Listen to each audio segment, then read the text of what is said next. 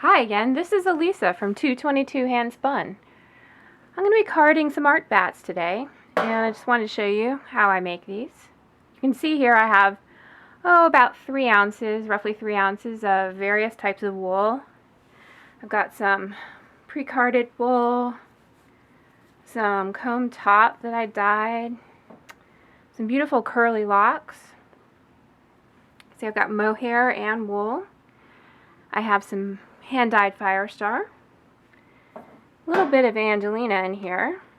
I don't know if you can see that or not. And I have some beautiful carded recycled sari silk. I love this stuff. This adds a nice little bit of texture and sort of color in different places. So the effect that I want to get is I'm going to have some tailspun locks. So part of the thing is with this particular drum carder, this is a Strauch Mad Batt'r drum carder. This has teeth actually on the intake and the liquor in. And you'll notice with this type, this is really going to tear up a lot of the lock structure that you might have. So I want to separate these out. I don't want to necessarily send them through the typical way. So I'm just going to pull those little fine pieces of beautiful locks that I'd like to hang on to. I'm going to put them over there. In the meantime, I'm going to take some of the other roving and bits of farm wool that I'm okay carding and mixing those up a bit. And I'm just going to lay them down over here. No particular order. You don't have to be too careful. This is going to be an art bat. So some of these little pieces in here, I'm just going to go through. Got a little bit of silk there. Some of these sari pieces, you want to make sure you have, if you have any threads or anything like that, you don't want them to be too long because they will get tangled up and wrapped around the drum, and they can kind of be hard to work with. I tend to cut those into smaller pieces ahead of time. Here's some nice little pieces that have been, short pieces have already been drafted. Here we go. So I don't want to put too much through all at the same time. You're going to gum things up and just make it harder to crank. So I'm just going to spread these out. Again, they're no particular order, but I like to sort of evenly distribute them. As I start to crank through, I'm going to let that just naturally kind of take it in. Now you can see it's already starting to stop a bit. So I'm just going to pull some of these pieces back.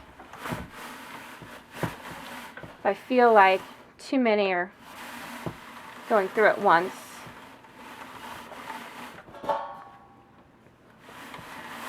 Now I've thrown these in randomly, but on occasion I do like to layer colors. It's a nice effect. This is kind of everything all at once, but sometimes I think when you're layering colors, you find little interesting bits that you never would have thought of before. So I'm going to take neon pink, some orange, and some yellow. I'm going to put those together and see what happens.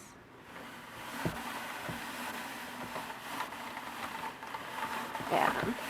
And so what that does is it blends the fiber. You can kind of see on the carder, this is the piece here that I blended. So sometimes I am strategic, depending on what I'm doing, what my goal is.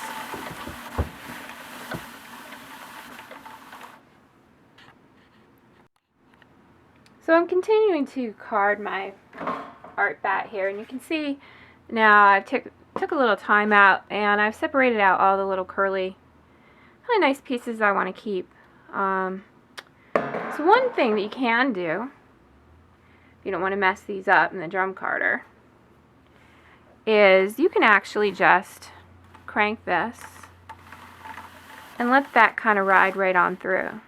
Now you can see it's gently sort of teased here but most of that is still intact. Now, the nice thing about this carder is I can fit quite a bit. I can really thick. This may not work for all drum carder models, depending on what you have and how deep this is. I would recommend not doing this when the drum is almost full.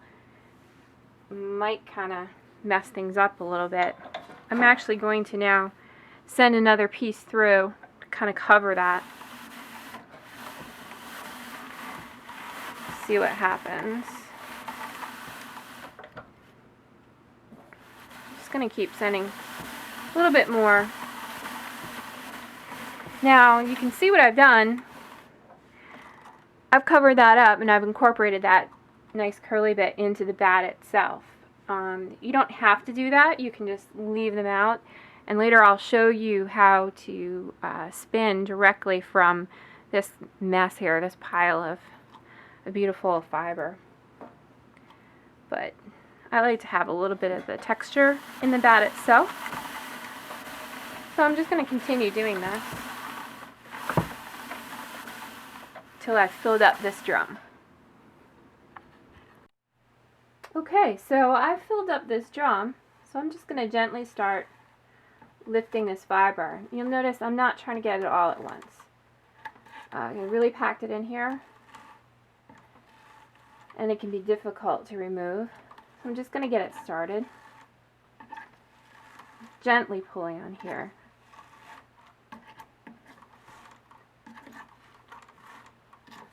I'm going to pull that away from the drum by lifting up. Careful not to pull too hard towards your face. This has a lot of sharp parts on this. You don't want to poke yourself. I've got my brush, and I'm just gonna gently lift this off. Now I know that some people have rollers and other things. I don't have one. I'm sure it would probably work better, but I find that this works just as well. You can see that beautiful bits of carded sari silk. And I'm just going to go back and forth from left to right or top to bottom, whichever way you're looking at it. And when I get to the end, I'll be able to just gently peel this off. Pull that off the brush. So the nice little short pieces kind of came off here. You know, you can use this and other stuff. I kind of hang on to everything. I'm just going to put that back in my pile with the rest of the beautiful curly locks. So here's my gorgeous jumbo art bat. Thanks for watching. This is Elysa from 222 Handspun. You can visit my website at 222handspun.com.